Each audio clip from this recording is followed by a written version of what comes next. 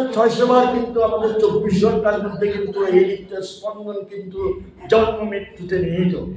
একবার জমছে, একবার মৃত্যু হচ্ছে।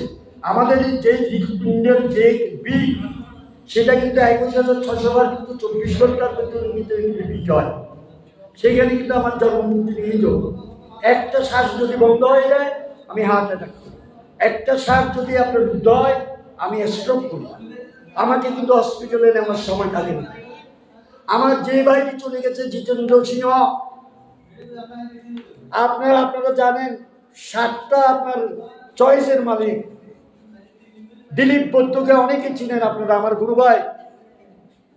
এই দিলীপ বৈদ্যের 7টা কিন্তু আপনার চয়েস গাড়ি, 2টা কিন্তু মাইক্রো।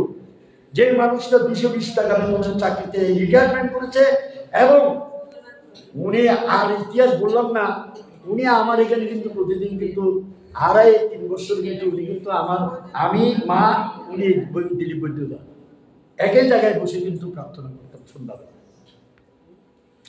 একদিন আজ এসে মন খুব খারাপ। কি দিলীপদা মন কেন খারাপ, কি হয়েছে? আপনার এখন গাড়ি, তখন কিন্তু গাড়ি কিন্তু 2টা গাড়ি, যখন এই অবস্থাটা 2টা গাড়ি উনি ওনার অভাব যায় না। ভাবির সাথে ভাব না হলে অভাব কি আর যায়? ভাবের সাথে ভাব হতে হয়। তো উনি সবসময় অভাব। আমাকে বলছি দাদা কি আপনি না দা 2টা ছেলে যে আছে রাখছি, এটা কি বলে জানি না, 91 এখানে বাংশুর এখানে কেছে কেন আপনার কালীকে কেছে আপনার নালার ভিতরে ফেলে দিছে, তারপর ওই কেছে চত্বশিলিবারের নালাতে কেছে ফেলে দিছে, কি জানে কালী তারা কিন্তু 2জনের রূপে না জিতেন, 2জনে শুধু কি বলে জানি না।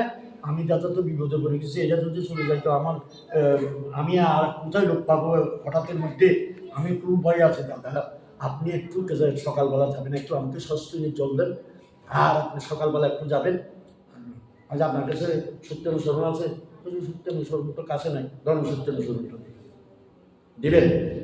আর কালকে আমি কিন্তু আপনার ক্লিনিকে আসতেছি, গেলাম দেখেছি তার 2জনে বিলটা পরিচয় করে দিল, কিন্তু সস্তুনি রথধারী যাদব বৈর্য মানুষ, আপনি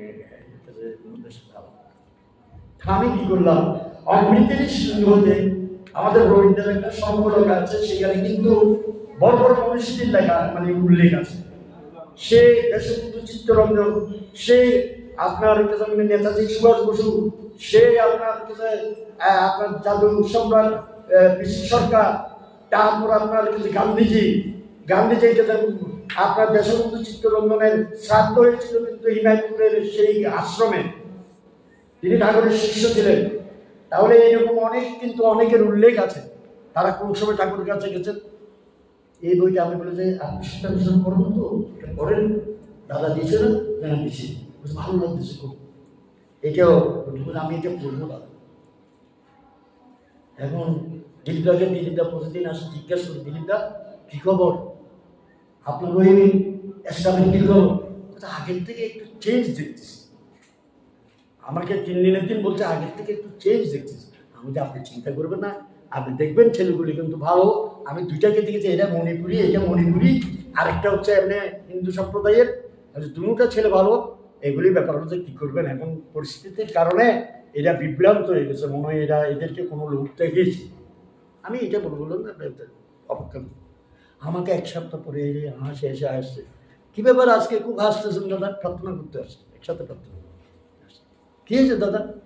দাদা আপনাকে একটা সংবাদ দিচ্ছি, এরা এই জিতের নাকি দীক্ষা নেবে। এখন আপনি কিভাবে দীক্ষা দেবেন? আপনি তো এই পাঞ্জাবের নাই, এখন কাকে দিয়ে কি? তখন কিন্তু আমার সাথে কিন্তু অধ্যাপক দিলীপ কান্তি দাস, সেখানে অনেক জায়গাতে কিন্তু আমি ওনাকে নিয়ে সঙ্গ করেছি। হ্যাঁ, আমার বাড়িতে প্রতিনিয়ত আসছে। দিলীপদাকে টেলিফোন করে বললাম যে দিলীপদা আপনাকে তো একটু আসতে হবে। তখন কিন্তু আমরা কি করতাম জানেন, আমি এখনো ওরকম করে অনেকের যদি দীক্ষার খুব প্রয়োজন হয়, আমি যাতায়াত খরচটাও আমি পাবো, কারণ ঠাকুর আমাকে যতটুকু সামর্থ্য ঠাকুর আমাকে দিয়েছে বলে আমি করতে পারি। অনেকের কিন্তু বিল্ডিং অনেক কিছু আছে, অনেক ব্যবসা আছে, কিন্তু তার কিন্তু ওই আবেগ কিন্তু আসে না যে করার ফল আপনাকে অভিনন্দিত করবে। তো আমি কি করছি, ঠিকই ওনাকে বলছি যে দাদা আমি দায়িত্ব নিয়ে বলছি, আপনার আসা যাওয়ার খরচ খরচ আমি সব দেবো, আপনি কিন্তু একটু আসেন, ভিক্ষাটা দেওয়া দরকার, খুবই দরকার। এখন ভিক্ষা হয়ে গেছে। এখন বিষয়টা হচ্ছে এখন এখন সে খুব ভক্ত হয়ে গেছে আমার এখানে, ও আসে আমার প্রতি শুক্রবার আমাদের এখানে সঙ্গতে এসে যোগ দেয়। একসঙ্গে বলছে, তোকে এখন বলি যে কী ব্যাপার, বিয়ে করেছে, এবং এখানে আজকে প্রায় উনি 38 বছর ছিলেন আর কি, এই কিছু আজকে ওনার পারলৌকিক অনুষ্ঠান হচ্ছে। তো উনি মানে খুব চড়াই উঠতে, এর মধ্যে খুব কষ্টকর জীবনযাপন। দেখেন ঠাকুরকে কিভাবে অনুভব করতে হয় এভাবে কিন্তু বাস্তবে অনুভব করেছি এইভাবে। আমার এখানে তিরিশে বা 200 জিতেনদা বসে আছে আমার ঠাকুর ঘরের সেই বারান্দায়, মুখটা একেবারে মানে এমন কালো, মানে দেখা যাচ্ছে না, ওনাকে দেখতে কেন জানি খুব কষ্ট হচ্ছে। কি জিতেনদা, কি হয়েছে আপনার? কি বৌদির সাথে ঝগড়া হয়েছে নাকি? নতুন বিয়ে টিয়ে করলেন, কি খবর? বলছে দাদা আপনাকে তো বলছিলাম আপনার দিদি মানে আপনার অন্তঃসত্ত্বা আপনাকে প্রার্থনা করতে বলছেন, আমি একটা সংগঠন করতে বলছিলাম দাদা মানে আপনার ডাক্তার কিন্তু ডেট তো দিয়েছে যে কিন্তু আরো পরে, আরো আগে, কিন্তু আমরা খুব টেনশন করছি কেন যে মানে অর্থাৎ কোনো ইয়ে হচ্ছে না, পেনও সেরকম উঠতেছে না। হঠাৎ করে কিন্তু মানে তার এমন পেন, দাদা আমি এখানে বসে আছি, শুনেন আপনাকে একটা অনুরোধ করি, আপনি যেখানে বসছেন এক মনে একজনে ঠাকুরের দিকে তাকিয়ে নাম করতে থাকে। তখন প্রায় 1টা বেজে গেছে আমাদের অনুষ্ঠান, এখন কিন্তু আমরা প্রসাদ বিতরণ করব। আমি মনে করি আপনি এখানে বসে নাম করুন, শুনুন, আর কোনো কিছু চিন্তা করবেন না। আপনার দেখবেন আপনি নাম করে নামের ফল আপনি কীভাবে পান দেখবেন। আমি ঘরে গেছি, ঘরে গিয়ে বলতেছে এই সব আয়োজন হয়েছে, ঠিক আছে আমরা প্রসাদ বিতরণ এগুলো ঠিক কথাবার্তা বলে বেরিয়ে দেখি যে জিতেন্দা নেই। আরে জিতেন্দা কোথায় গেল? চিৎকার করছে, জিতেন্দা কোথায় আপনি? আমি ঘাটাতে গেছি, দেখি যে ওই আমাদের কলেজ রোডে ওই দিক দিয়ে আসতেছে, হাসি খুব হাসতেছে, আসতেছে দাদা আসতেছে, জয় গুরু দাদা আসতেছে, লাফিয়ে আসছে। কি হয়েছে? ছেলে হয়েছে? দাদা আপনি কি করে জানলেন ছেলে হয়েছে? দেখেন ঠাকুর এগুলি জানিয়ে দিত, আপনি নাম করতে থাকেন আপনিও জানবেন। আমিও আশা করছি আমার জন্য একটা ছেলে হয়। হ্যাঁ, আপনি বলছেন, আমি বলছি ছেলে হয়েছে, দাদা কি করে জানবেন? মানে উনিও অবাক হয়ে গেলেন, আমি কিন্তু আন্দাজে বলে দিয়েছি দাদা ছেলে হয়েছে। আমি এখন টেলিফোন করেছিল, মাও ভালো আছে, ছেলেও ভালো আছে, খুবই কিন্তু সংকটে পড়েছিলাম, ডাক্তার বলছিল ছেলে থাকবে না হলে মানে অর্থাৎ সন্তান থাকবে না হলে মা যাবে। আমি কিন্তু দাদা ঠাকুরের এখানে বসে আপনি যখন বলেছিলেন নাম করার জন্য শুধু বলছেন ঠাকুর দুজনকে বাঁচাও, আর নামটা করছিল। সংবাদ পেলাম মা ছেলে দুজনেই সুস্থ আছে। উনি কিন্তু সীতাকুণ্ড, ওই সে সিলেটের খুব একটা অজপাড়া গায়ে কিন্তু ওনার স্ত্রী।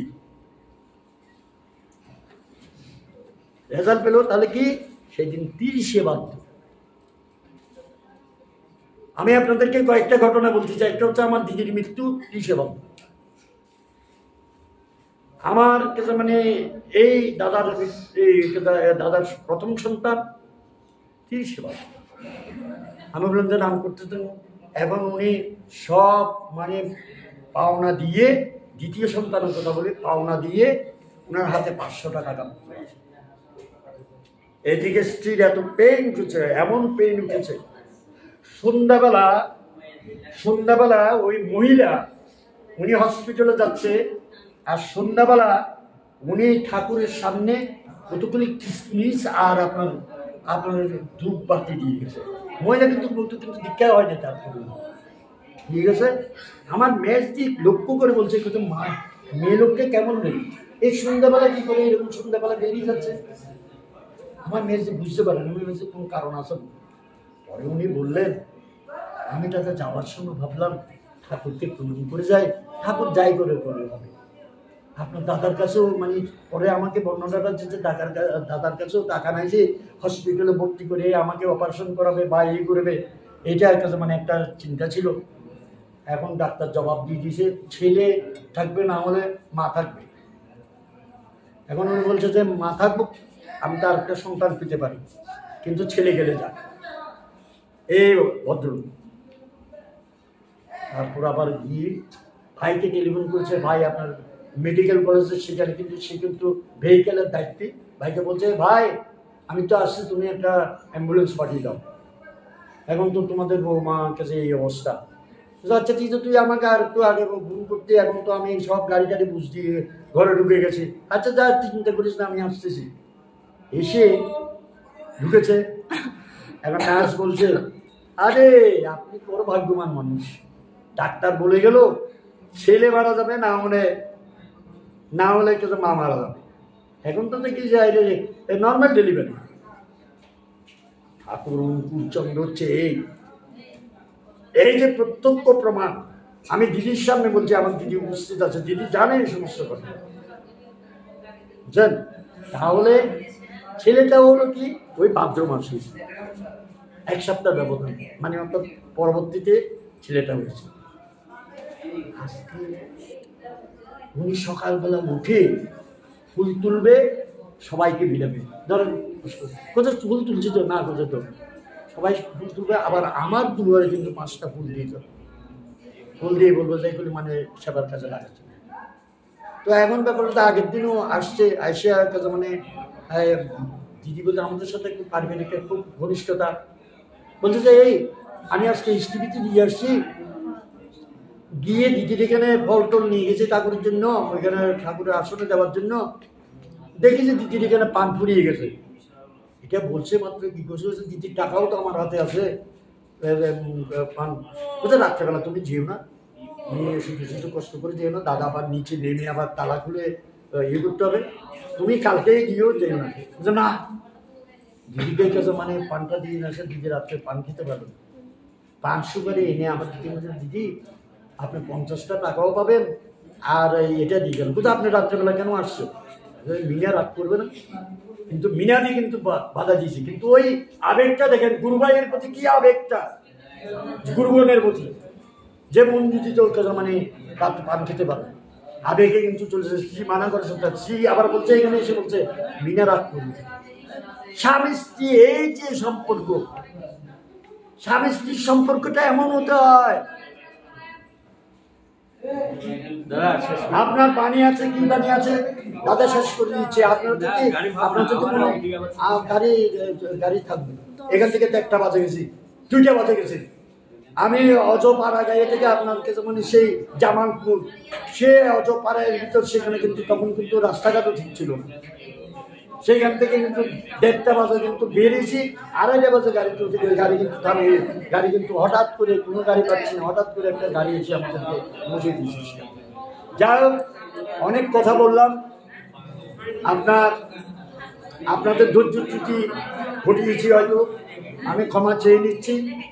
কারণ করে কিন্তু আমি আপনাদেরকে আকুল আবেদন জানাবো, আমারও তো আবার আশা হয় কিনা আমি জানি না, তবে আপনাদের কাছে একটা কিন্তু আমার কিন্তু আবদার রয়ে গেল, আমার কিন্তু আশা রয়ে গেল, সীতাকুণ্ড গেলে কিন্তু অন্তত আমার এখানে একটু পদধূলি, কারণ ভক্তের পদধূলি কিন্তু অনেক মূল্যবান। ঠাকুর অনুকূল চন্দ্র কিন্তু বুঝছেন, তার ভক্তের আপনার ভক্তের অন্যায়ের যে কাছে মানে আপনার শাস্তি নিজ হাতে নিয়েছে, নিজ হাতে নিয়ে মানে ভক্তকে মুক্ত করেছে। সত্যদা ওই ঘরে 1 জোড়া জুতো আছে, নিয়ে আসেন, সবাই এখানে হাইলি কোয়ালিফাইড, আজকে ফার্স্ট আপনার কাছে মানে কৃষ্ণপ্রসন্ন ভট্টাচার্য দাঁড়িয়ে আছে, শরৎচন্দ্র হালদার দাঁড়িয়ে আছে, আপনার কাছে মানে এরকম অনেক লীলা ভাস্করটা দাঁড়িয়ে আছে, বলছে ওই জুতা দিয়ে 3টা করে এমন ভাবে আমার গায়ে ঘা দেবেন আমি যেন ব্যথা পাই। আর ঠাকুর এমন ভাবে মানুষকে আক্রমণ করতো, আপনি না করেও পারবেন, করতেই হবে। এখন কি গুরুকে কি জুতো পিঠা করা যায়? বলছে আমাকে এমন আঘাত দেবেন যাতে করে আমি ব্যথা পাই, আমি যেন ব্যথা পাই। তখন আপনার এখন কি করবে? মারতে তো পারে জুতোটা একটু ছুঁইছে আর কি, ওইটাতেই মারা হয়ে গেছে। উনি কেন? ওই সত্যতার জমিদার, তিনি ঠাকুরের অন্তর্যামী জেনে গেছেন। ঠাকুর কি করে জানলো? আমি 500 মাইল দূরে গিয়ে সেখানে বিয়ে বাড়িতে আমি অন্যায় করেছি, সেই কি করে সত্যতার এই সত্যতা বলছে আমার এই ঘটনা কি করে ঠাকুর জানে? অসম্ভব। আমি তো কাউকে বলিনি, অন্তর্যামী। তাই ঠাকুরকে জানিয়ে দিচ্ছি, তুই যে ওইখানে গেছে আমার বক্ষ অন্যায় কাজ করবে, আমি কেছে মানে এইভাবে থাকবো? আমি বোকার কিন্তু কেছে মানে বাবা হয়ে যায়। ঠাকুর চেয়েছেন যে এই যে বিষয়, যাও অনেক কথা বললাম, ক্ষমা করবেন। আপনাদের কাছে বিনতি অনুরোধ রইল, আপনারা যখনই সীতাকুণ্ড যাবেন আমার বাড়িতে যাবেন, পদধূলি দিয়ে আসবেন, এটা আমার প্রত্যাশা রইল। আপনারা যে কোনো না আত্মীয় হোক অনাত্মীয় হোক যে হোক, সীতাকুণ্ড গেলে যেন আমার এখানে আমি পদধূলি পাই, এটা আমি বিনীতভাবে অনুরোধ জানাবো। আমার কিন্তু আসলে আবেগটা অন্যদিকে চলে গেছে, এগুলি